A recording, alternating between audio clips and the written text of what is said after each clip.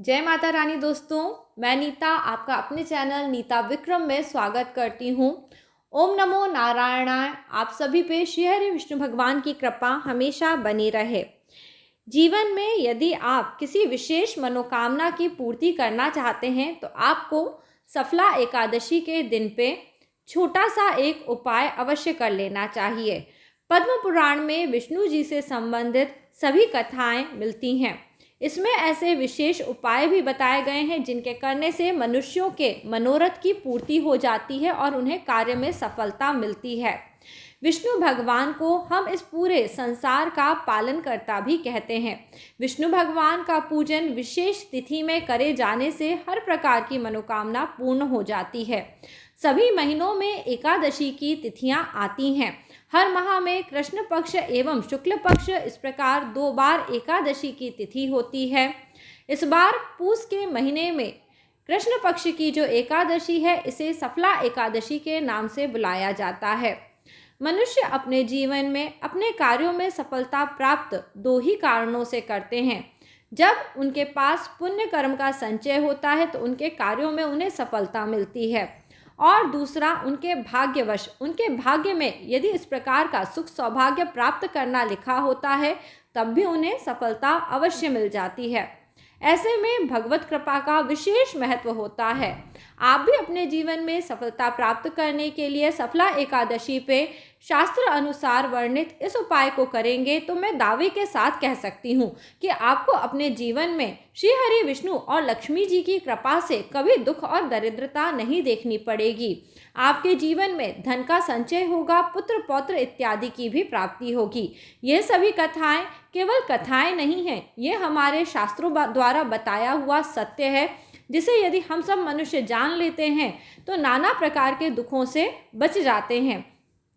कई लोग कहते हैं व्रत पूजा पाठ बिना उपवास करे भी आपको केवल उपाय करने से ही उसका पूर्ण फल प्राप्त होता है, परंतु यहाँ पे मेरा मत सभी लोगों से थोड़ा अलग है। जब हम शास्त्र में कोई उपाय पढ़ते हैं तो उस उपाय के साथ साथ जप तप की भी विशेष महिमा बताई गई है।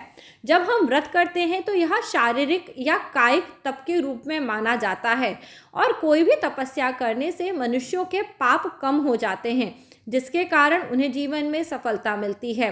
ऐसे में एकादशी के तिथि पे तप करना यानी भूखे रहना या फिर अनाज न ग्रहण करना अपने आप में बहुत महत्वपूर्ण होता है। एकादशी की तिथि पे आपको भूलकर भी अनाज नहीं खाना चाहिए, और विशेष तौर पे चावल का सेवन बिल्कुल भी नहीं करना चाहिए। इस दिन पे आपको जप तप करते हुए विष्णु भगवान का पूजन अर्चन करना चाहिए। विष्णु भगवान के अलग अलग रूपों में पूजन करा जाता है, जैसे कि विष्णु जी और लक्ष्मी जी की प्रतिमा का पूजन करा जाता है। कई कई जगह कृष्ण भगवान का भी पूजन विष्णु रूप में करा जाता है, या फिर आपके घर में राम जी की प्रतिमा हो तो उसका भी पूजन आप कर सकते हैं। शालिग्राम का पूजन कर सकते हैं। यदि किसी भी रूप में आपके घर में विष्णु भगवान न हो तो पीपल के वृक्ष का पूजन सर्वोच्च फल देता है। ऐसे में सफला एकादशी के दिन पे आपको क्या करना है, एक दिन पहले यानी दशमी की तिथि से ही आपको शाम में भोजन नहीं करना है। इस बार वर्ष 2021 में सफला एकादशी का व्रत 30 दिसंबर 2021 की तारीख बृहस्पतिवार गुरुवार के दिन पे रखा जाएगा। यह पौष मास कृष्ण पक्ष की एकादशी तिथि है। इस दिन पे आप व्रत रखेंगे तो दोस्तों एक दिन पहले यानी 29 दिसंबर शाम में आप चंद्र उदय होने के बाद या शाम में जब सूर्य अस्त हो जाता है उसके बाद अनाज का भोजन मत करिए। यदि रात्रि में आपको बहुत अधिक भूख लगती है तो आप दूध पी के सो सकते हैं। शाम में ही अच्छे से ब्रश मंजन कुल्ला कर लेना चाहिए, जिससे कि आप एकादशी व्रत रख पाएँ। और एक और विशेष बात दोस्तों, जब भी हम एकादशी रखते हैं उस दिन पे हम तुलसी के पत्ते भूल के भी नहीं तोड़ते।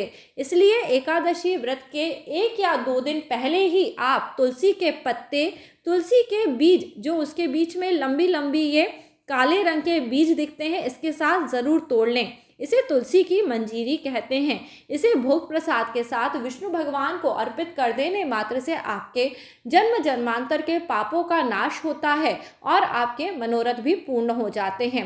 अब हम बात करते हैं पद्म पुराण में क्या विवरण मिलता है, कैसे सफला एकादशी के व्रत में एक छोटा सा कार्य करने से आपको संपूर्ण रूप से सफलता प्राप्त होगी।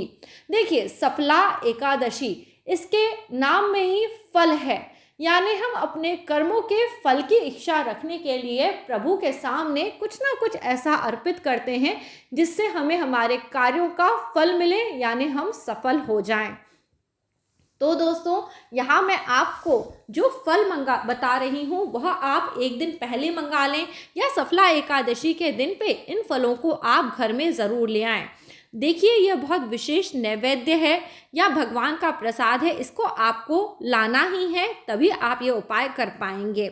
नैवेद्य में आपको केला लाना है, बिजौरा जिसे हम नींबू भी कहते हैं यह लेके आना है, जंबरी जिसे मौसम्बी के नाम से पुकारा जाता है यह लाना है, नारियल और दंडिम यानी अनार यह लाना है। इसके अलावा पुंगी फल जैसे कि लौंग और इलायची। देखिए, एक बार फिर से मैं आपको नैवेद्य की वस्तुएं बता रही हूँ, इसमें फलों का विशेष महत्व है। यह सभी फल भगवान को अर्पित आपको करने हैं, जैसे कि केला, नींबू, मौसम्बी, नारियल, अनार, लौंग, इलायची। अब यह कब अर्पित करने हैं? व्रत तो आप दिन भर रखेंगे। एकादशी की तिथि में सुबह के समय उठें, भगवान के नाम का स्मरण करते हुए गंगा जल से, हल्दी युक्त जल से आपको स्नान कर लेना है। सुबह के समय विष्णु और लक्ष्मी जी का आपको पूजन करना है। एकादशी के दिन पे आप इसी प्रकार पूजन करें। दिन में विष्णु सहस्त्र नाम का पाठ करें, नारायण कवच का पाठ करें, राम नाम का मंत्र जपें या ओम नमो भगवते वासुदेवाय, इस प्रकार से आप प्रभु का स्मरण करते रहें। परंतु एकादशी के दिन पे सबसे विशेष महिमा है रात्रि जागरण की, रात्रि के समय करे हुए विशेष उपायों की। तो दोस्तों, शाम में 7 बजे से पहले पहले आप चाहें तो यह सभी फल ले जाके पीपल की जड़ में रखें। यह संभव नहीं हो सकता तो आप अपने घर के मंदिर में या अपने घर के आसपास किसी भी विष्णु मंदिर में जाके यह सारे फल वहां अर्पित करें और रात के समय 9 बजे से लेके 12 बजे के बीच में विष्णु नाम का स्मरण करें। विष्णु नाम की महिमा अपने मन ही मन आप बोलते रहें। आप मानसिक जाप कर सकते हैं या फिर अपने घर के पूजा मंदिर में दीपक प्रज्वलित करके वहाँ विष्णु भगवान के समक्ष यह सभी फल रख के आप विष्णु भगवान का जाप करें। और फल रखने के साथ साथ एक विशेष बात ध्यान दें, विष्णु भगवान कभी भी बिना तुलसी दल के और मंजीरी के भोजन ग्रहण नहीं करते। इसलिए जब आप उन्हें यह पूरे फल अर्पित करें तो उसमें साथ साथ तुलसी दल और मंजीरी अवश्य रख दें। मंजीरी यानी तुलसी के बीज होते हैं। इस प्रकार से आपका भोग ग्रहण होगा और आपको कामों में सफलता दिलाने वाले यह फल आप विष्णु भगवान को अर्पित कर देंगे। इसके बाद आप रात में 9 बजे से लेके 12 बजे के बीच में जागते रहें। भूल के भी इस समय पे आपको सोना नहीं है। विष्णु भगवान के महामंत्र ओम नमो भगवते वासुदेवाय, इस मंत्र का आप जाप करें या फिर जैसा कि मैंने आपको पहले बताया है विष्णु सहस्त्र नाम या विष्णु जी की महिमा का आप इस दिन पे जागरण कर सकते हैं। इस प्रकार से यह उपाय करना चाहिए। रात के समय इस उपाय को करें, अगले दिन सुबह उठें और इसमें से कुछ फल आप ब्राह्मण के निमित्त जो भोजन निकालते हैं, जो दान पुण्य आप करते हैं, उसमें रख दें और कुछ फल आप प्रसाद स्वरूप खुद ग्रहण करें, घर में सभी लोगों को दें। देखिएगा आपके जो कार्य हैं, जो बहुत लंबे समय से जिनमें आपको सफलता नहीं मिलती थी, वह कार्य सफल हो जाएंगे, क्योंकि आपके कार्यों का फल अब आपको विष्णु भगवान ज़रूर देंगे। शास्त्रों में वर्णित कोई भी उपाय कभी भी बिना श्रद्धा के नहीं करना चाहिए, वरना उसका संपूर्ण फल नहीं प्राप्त होता है।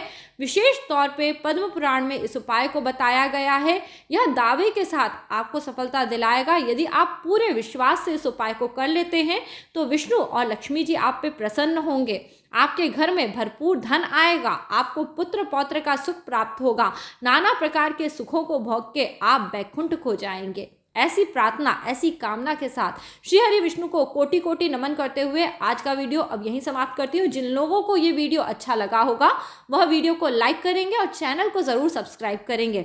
इसी प्रकार की सभी जानकारी प्राप्त करने के लिए, अचूक उपाय जानने के लिए नीता विक्रम चैनल से जुड़े रहें। शीघ्र ही एक नया वीडियो लेके आपसे मिलूंगी। तब तक के लिए जय माता रानी।